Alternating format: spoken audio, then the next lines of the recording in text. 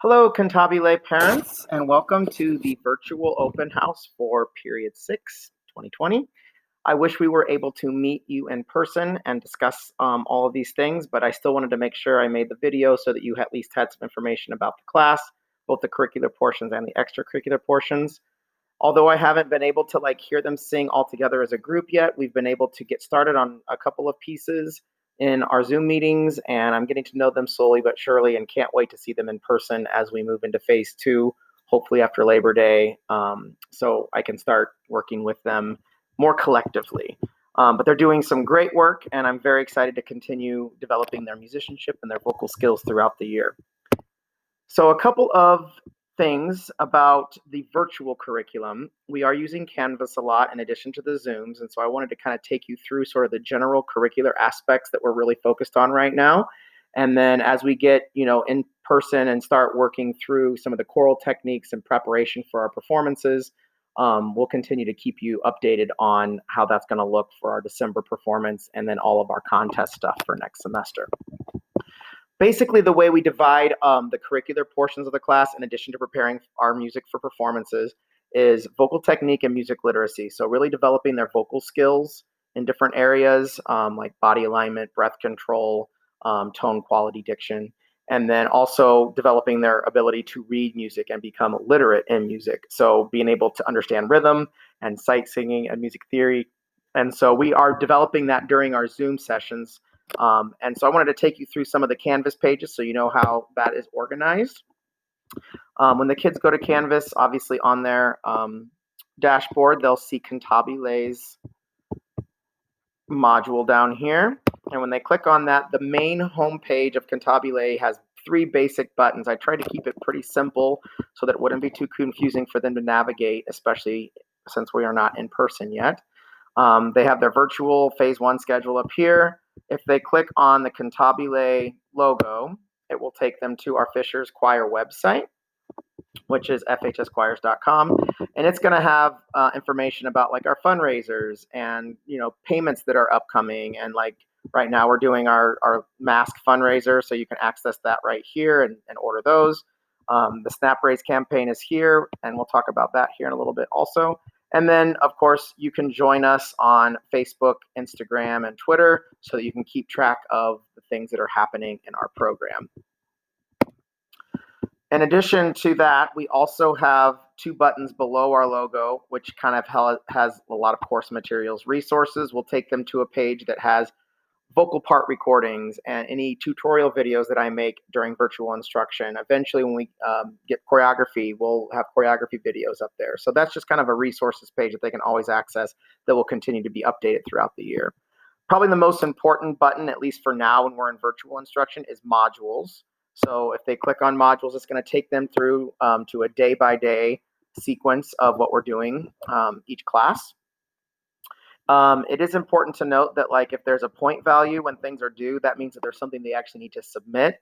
If it says 0 points, that just means that the agenda is there and that their participation that day is all they really need to do. They just need to make sure they're actively involved in the Zoom meeting. But for example, on this Thursday, we actually have our first vocal technique assessment. So there's going to be a rubric attached to that assignment, and they actually have to submit a video of them singing some vocal exercises that we've been working on in class, just so I can kind of individually give them some feedback on their singing.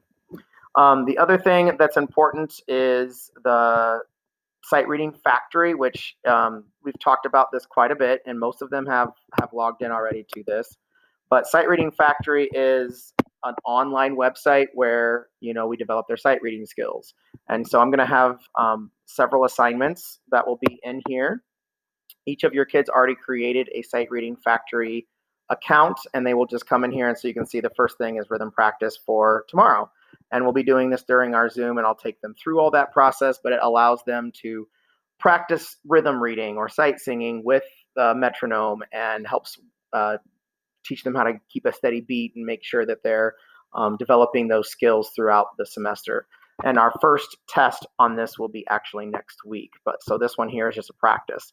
But that's going to be one of the main online resources in addition to Canvas that we're using for our music literacy development and our curriculum for that.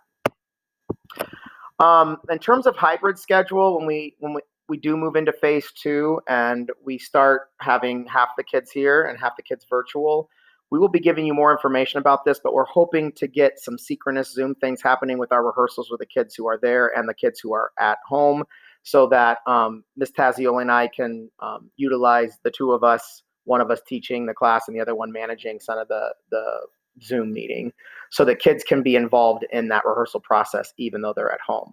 And then, of course, as we discussed with Canvas, we'll continue to have things updated in there as well. We already talked about the Fisher's Choir website.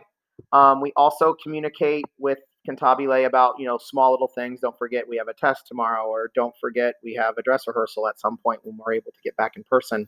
But that, if you want to join that, so you can kind of keep track of like those little just quick reminders that your kids have, that I try to remind them of, like things that are coming up in the next couple of days.